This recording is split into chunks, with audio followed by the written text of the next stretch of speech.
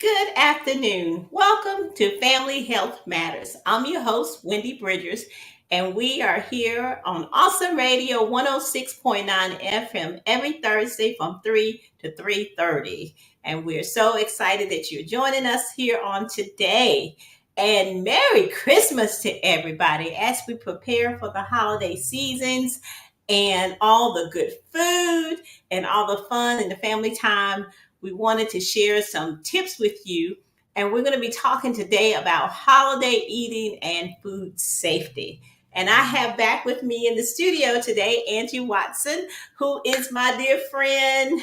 She's moved out of Greenville, but she's still here connected with us here on Family Health Matters. So, Angie, welcome back to Family Health Matters. I hope you're doing well down there in your new location. Miss you so much, but glad you're here with us. Thank you so much, Wendy. It's good to be back and good to see your face. Well, listen, we've got a lot to talk about. And today we're going to be talking about holiday eating and food safety. So I said that I am not going to do a lot of talking because I want us to cover all of this wonderful information that you have to share with us on today, because all of it is very, very prevalent and good information that needs to be shared.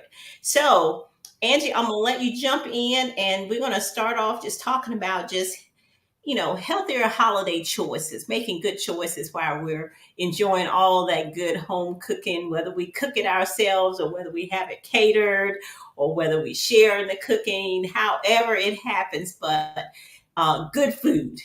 So tell us about some healthy holiday food choices and how to stay healthy during the season.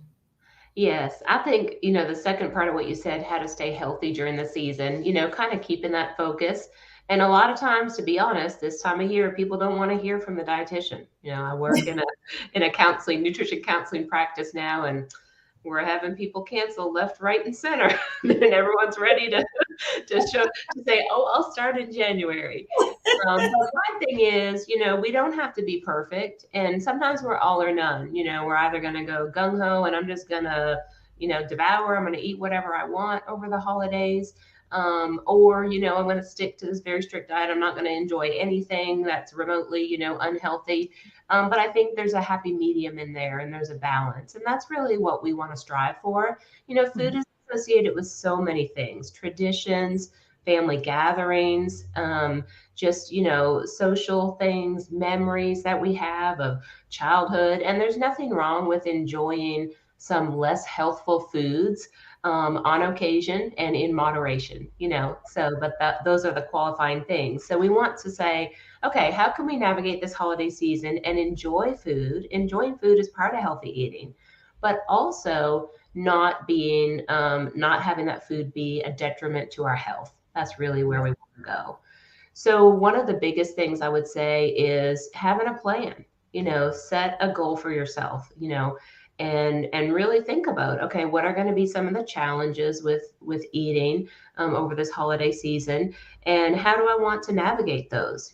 How do I on the other side of this season, do I want to, for instance, maintain my weight? The state has a great program called Maintain, Don't Gain, which really focuses on maintaining your weight over the holiday season through Thanksgiving and Christmas, and not gaining. So we don't necessarily have to be on a strict diet, but just being a little more mindful. And if we do indulge in, that sweet treat, having just a small piece and not, 5 pieces of different kinds of pie or cake. So I think just keeping that goal in mind and say, okay, I do want to be healthy. I don't want to, maybe my goal is to lose weight in this coming year, but I don't want to start January 1 being 5 pounds heavier, because every little pound is not easy to lose, right? It's easy to gain weight. It is. But the effort you have to put in to lose those 5 pounds, it's a lot. So let's try to not put on extra weight during the holidays. If we don't lose weight during the holidays, that's fine, but just sort of maintain where we're at. And decide for yourself that that's what you're going to do, make that decision and commit to it. As far as our kind of navigating food choices. So what we always recommend is something called the plate method. And I didn't bring my little visuals with me today. But actually, I do have a plate. Not sure if I can. I'm trying to Oh, navigate there and show in the it is. Okay. video. So this is the actual plate that shows, we want half our plate to be vegetables. A quarter of our plate would be our meat or protein. And then a quarter of our plate up here, we have some rice. That would be our carbohydrate. So most of us, when we look at a plate, it may have all these components, but maybe not in these portions, right? So we might have half Right. our plate filled with meat and or half the plate filled with those good starches and carbohydrates and, maybe a little bit of green in there to make it look good. But we want to kind of rethink that and say, okay, sometimes our meats are high in fat and they're high in calories, and sometimes those carbohydrates, the calories really add up. And so we can enjoy those things, but maybe in smaller portions and focusing on, those vegetables. So, the green beans or the collards or, cucumbers and vinegar, things like that, that you may have that um, are low in calories and lower in carbohydrates and kind of just balancing things out. Um, the other thing would be to kind of make choices. So I often say to folks, when it comes to nutrition, it's almost like having a budget, like a financial budget. So depending on your nutrition goals, what you're budgeting may be different. It may be sodium if you have high blood pressure. It may be calories if you're trying to lose weight. I mostly work with folks with diabetes, so we're looking a lot at carbohydrates. But whatever it is, we say, okay, at a meal, you can have so much of, X, Y, or Z, the calories, carbs, sodium, and you get to choose how you spend those. So most of us Wow. love carbs, me included. And so, I'll use the example of, say, at Thanksgiving and Christmas, my family always has dressing or stuffing. We do turkey for both meals, and we always have dressing. And I love dressing. And Yes. so, and often we have mashed potatoes and some form of sweet potato and like dinner rolls. But for me, I'm going to look at all those carbohydrate foods and say, okay, mashed potatoes I can have any old day. Even the dinner roll, I can have that anytime. Only time of year we do dressing or stuffing is, Thanksgiving and Christmas. So I'm prioritizing. I'm going to have that and then maybe forego some of the others and fill my plate with that good lean turkey, fill up on some vegetables. And maybe I'll have, a small portion of the sweet potato casserole, just kind of thinking Mhm. where are those things that are really going to raise our blood sugar and work against us as far as calories and contribute into weight, and how can we just prioritize those foods rather than just eating everything. Kind of think about which of these flavors do I really like and I would really miss if I didn't have it, and be more selective. We don't have to put everything on our plate. Oh, I love that. I like the thought of that process of prioritizing and using it as a plan, as especially the budgeting piece. That how to choose what's going to be what you could have every day versus what's going to be something that's new. That's cool. I like that. Yeah. Yeah. Um, and the other thing is, honestly, we want to do well, with those meals. Um, and if you go a little bit, over, it's going to be fine. It's not one meal or one day that works against us as far as gaining weight or, terrible effects on our health. But what can happen is during this holiday season, we have different, gatherings or holiday parties, or people are bringing, goodies into the office, or, there's baked goods coming into church, or if you go food and food and food. So it's all those things kind of adding up that can really contribute to that weight gain. And so, again, just having a strategy and saying, okay, sometimes I'm going to maybe treat myself a little bit. I'm going to indulge in that food that's less healthy. But for the most part, I'm going to try to still, eat in a way that fuels my body well during the season. And if I do have a treat, it's going to be a small amount, and it's not going to be every single day. So again, finding that middle ground. You don't have to totally deprive yourself, You don't have to be a Grinch and say no to everybody's Christmas cookies. But if you want to say no, that's okay too, of course. But if you enjoy, Christmas cookies, for instance, and that's one of your priority foods, then go ahead and enjoy it. But again, a small amount and not frequently, not all the time. Okay. And when you were talking about the different foods that you have to eat for Thanksgiving, I mean for Christmas, one of the things that I've heard you talk about before is sort of what is it called when you go around and you look at everything that's on the table and then you decide which one's is most priority. What did you call that? It's Um, I don't know that if I have really a name for it, but sort of like, yeah, perusing yeah, the food, in advance. So if it's yeah, whether it's a party or a family gathering, most times we'll especially if it's a big gathering and there's a line for food, right? We wait in line, we get up there, we get our plate, and everything's in a certain order, and we just start adding food to our plate as we go along, and that plate's getting more full and more full. But then we get to the end and there's like, oh my gosh, my aunt's mac and cheese, I definitely need some of that. So even though our plate's full, we're piling it on. And so a better strategy is to kind of scope out all the food in advance, and kind of say, okay, yeah, there's, just like I gave the example of the carbs.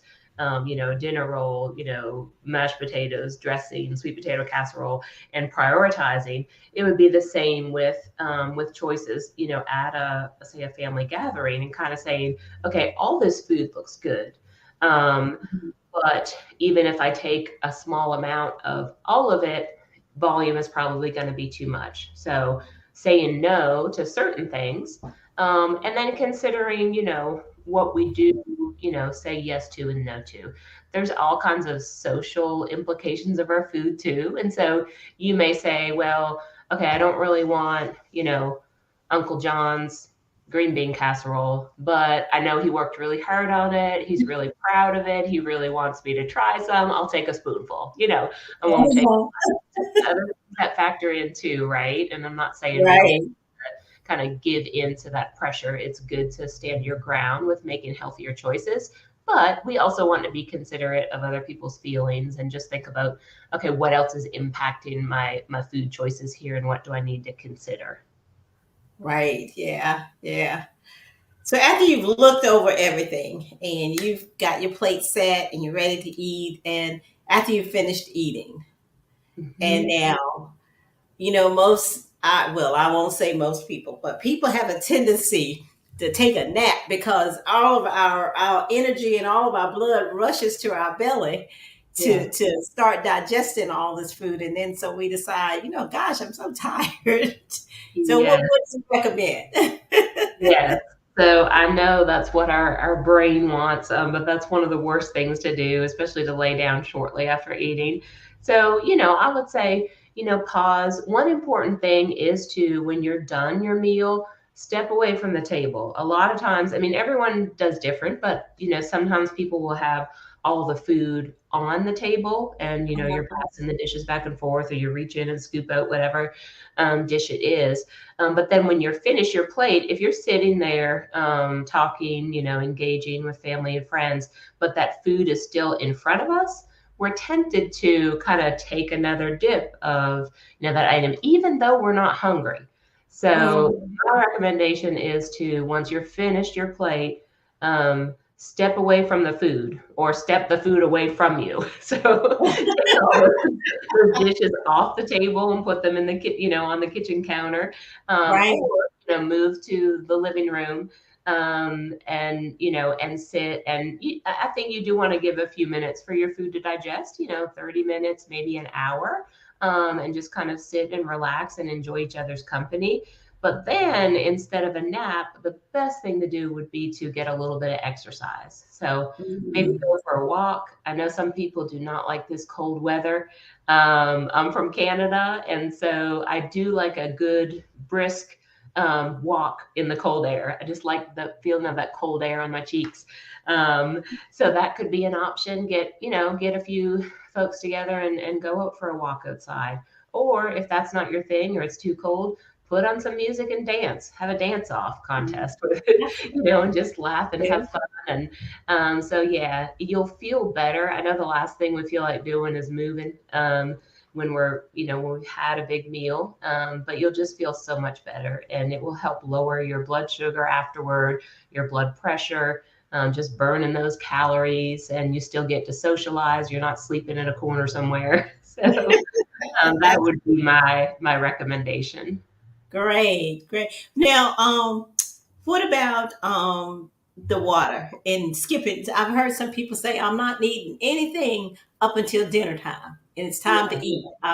And so I'm not going to eat breakfast. I'm not going to eat lunch so that I can have all my calories during dinner, during our Christmas dinner. What do you recommend? Yes, that's a very common strategy. And it honestly, it makes sense on the surface. But physiologically, it does not make sense because it's going to work against us as far as our body. So we're thinking, okay, I'm going to save calories now so I can have more calories later. The problem is in trying to save those calories and eating very light or little to no food, we create excess hunger. And we also set up to, I talked about having a plan. In that case, we're planning on overeating. We're planning on overindulging. And again, eating larger portions at times is okay, but generally, it's not good for our digestion. It's not good for blood sugars. It's not good for blood pressure, all of those things. And so, having more, spreading our foods out during the day is a better way to go. And then, like I said, prioritizing, being more choosy with the types of foods that we do treat ourselves to during the gathering. So, it's best to eat, your regular meals during the day. And even, especially if you know you're going somewhere and there really won't be, healthy options or many healthy options, have a healthy snack, before going. Eat some vegetables or eat some, you know, lean chicken or something like that to take the edge off the hunger. And that way you're not starving. Because if you think about when we're really hungry and our brain is like, eat, eat, eat, we don't want to eat salad. We don't want to eat, might not even want to eat, greens or green beans. Or like, give me some meat, give me the heavy stuff. I want real Yeah. food. So, but if we've had a little something and we're not starving, then we can truly enjoy the food. We're not just ravenous and trying to eat, as fast as we can and a whole bunch of volume. So Right. it really is, the strategy is to fuel, before the big meal or big event. Okay, so we got about 10 minutes, but I really want you to talk about food safety during the Yeah. holidays. So if you could go through, I know there's quite a few things we want to touch base, but go through and highlight the things that you think are most important. And then if we have time, we can go back and touch on some things that we may have skipped over. So I'm not going to say anything. I'm going to let you go for it. Okay, great. Yeah, I think, food safety is a super important topic. Um, a lot of times there are what they call foodborne illnesses, or food used to be called food poisoning, or I guess more the lay term is food poisoning. The clinical term is foodborne illness. That happens, and a lot of times people don't even know that it was food that made them sick, and it's so preventable. So I am pretty passionate about this. I think especially, I'll use the term back in the day, people got by with, keeping food out on the counter all day, Yeah. and either maybe didn't get sick or just didn't associate, getting sick with, okay, that food probably, was at risk of getting extra bacteria in it. Because the thing is with this food poisoning or foodborne illness, sometimes the symptoms are immediate, but many times with many of those bacteria, the symptoms are not immediate. So people think, oh, if the food was bad, I'm going to immediately, vomit it up, or I'm going to be running to the bathroom. Not always. Sometimes it takes time for that to get in your system, and then the bacteria kind of show up and have the results. So it could be, 12 hours later. It could be several days later, even. And so I think that especially if, we've had a habit of, or a family has had a habit of, Um, Not always keeping the food either, cold or hot. We'll talk about something called the temperature danger zone, where bacteria tend to grow the most. But if we've had that habit, we think, oh, it's fine. We've done this for years and, Yeah. nobody's ever really got sick. But they may have, and we didn't realize it. So lots of times what they call a GI bug, I think, is a virus. A lot of times it's because people ate something that had been, contaminated or had gone bad. And lots of times you cannot taste it, you cannot smell it. Things can smell totally normal, taste totally normal, but the bacteria are still living in there, and that will cause issues in our body. So, especially for those who have weakened immune systems, so the elderly, children, um, people who take medicines that suppress their immune system. Those people have to be very careful. Something that a healthy young adult could tolerate may make our 82-year-old grandmother very sick, and even possibly hospitalized or death. It can be very, very serious. So there's several factors involved with keeping food safe, and the FDA has I'll say a campaign or a slogan that has 4 key words, and we're going to go through that kind of quickly today. But those words are clean, separate, cook, and chill. So those are 4 key steps that will help us to keep food safe. So starting with clean, the goal is to keep, of course, our surfaces, the places that we store food, the places that we cook food, keeping all of those clean. Hand washing is super important. So whoever's doing the cooking or food preparation, making sure we're washing our hands frequently. Definitely washing hands after touching things like raw meat or things that could spread contaminants. And like I said, washing down surfaces, things like that. So keeping clean is the start. The second thing is separate, or keeping things separate.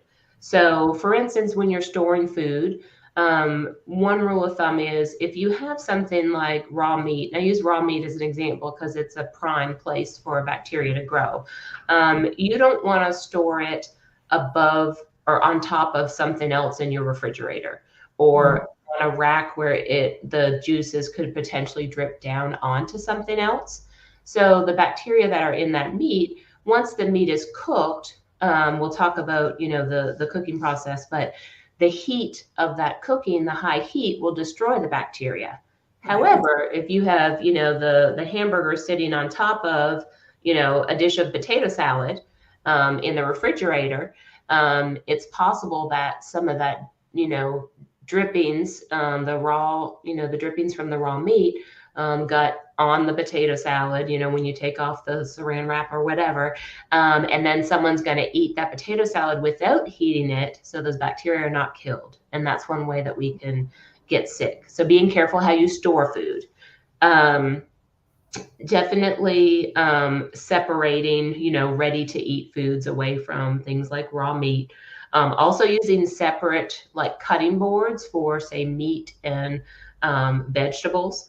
And with the meats too, just very good cleaning activities. So if you're, cutting chicken or prepping chicken, for instance, making sure you're washing your hands well after that, wiping down the surfaces. I like to use sort of a disposable wipe, kind of the Lysol wipes or whatever.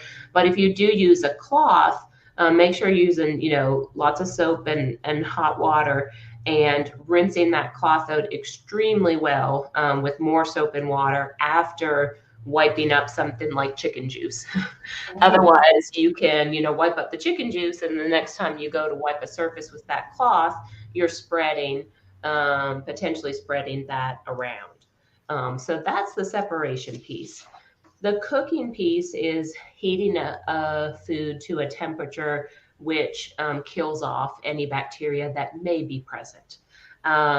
So there are different temperatures, let's say for different meats. I always recommend getting a meat thermometer, or a food thermometer, I should say, to check the temperature of the food and to ensure it's done. Because again, we can't always tell by how it looks. Um, Yeah. Even food that has been already cooked and you're reheating it, it still has to reach a maximum temperature. That temperature is 165 degrees for reheated foods, by the way. um, Good. but That's good to know. Yeah. Good. Yes, because some people think, well, it was already cooked, but through the process of it cooling down, and then warming up again, it's in a what we call the temperature danger zone. So I'm going to take just a second and explain that. Temperature danger zone is between the temperatures of 40 degrees and 140 degrees. So that's where bacteria grow most rapidly. So to put that in perspective, 40 degrees would be, above would be, and below would be like a refrigeration temperature. And then 140 degrees above that is where we start to get adequate hot temperatures for like our meat to be cooked to. Anywhere in between there, kind of room temperature, lukewarm ish, between that 40 and 140 degrees, the bacteria actually double in number in as Oh, little as wow. 20 minutes. So the goal is not to have food in that temperature danger zone for more than 2 hours. So if you think about, we dish up our meal, everything's nice and hot when we eat, everything's still on the counter, on the stove, or on the table where we put the dishes or whatever. Not letting those things stay out longer than 2 hours. And that can help our nutrition too, because guess what? When it stays out, what do? We go back and pick it in an hour or two, right? We might not even be hungry. Right. Like, ooh, I'm going to the kitchen. Let me grab a little shot of turkey, or a little spoonful of this or spoonful of that. So it can also help us to, have self-control with not overeating. So that's super important. You either want a food to be held hot. If you have a way to hold it hot, like you'll see at restaurants, buffets, they have a heat source, under the trays of food. That's to hold it hot. Or you want it to be cold at refrigeration temperature or below. We want to stay away from that in between where it's sort of lukewarm. And I know it can be common for a lot of folks just to, after we have a big spread, to leave that food out for hours Yeah. until the next meal. Or some people I've seen, I know someone who was saying that they used to just like put like a cloth over it and then sleep all the night and like get up the next day and eat some. Oh, wow. Person lived to tell about it, but I don't want to take that chance. That's right. That's right. Well, So so, yes, Angela, we're running down out of time. yes, I would like to say, I remember when you said this, and I don't remember if you said it this time, but you were talking about knowing what foods to eat. You said, when in doubt, throw it out. So, yeah. if you don't know for sure, you need to go ahead and get rid of it. That's right. And honestly, it's so hard to do. I mean, I grew up, not wasting food, eat everything on your plate. And with the cost of groceries nowadays, it is really hard to throw food away because we know just how much it costs. But if you think about it, it is not worth your health. It is not worth a trip to the emergency room, paying $150 for the ambulance because you've had to get rushed to the hospital from getting sick from food. It is just not worth it to take that chance. Well, Angie, I just want to tell you, thank you so much for sharing all this wonderful information with us. I appreciate it so very much. And it was a lot to cover, but it was definitely needed. So thank you very much. And again, I am your host, Wendy Bridgers, on Family Health Matters. And we are here every Thursday from 3 to 3:30 on Awesome Radio 106.9 FM. Angie, thank you again. And Merry Christmas to all of you. And be safe and eat healthy and wise. Love you. Merry Christmas.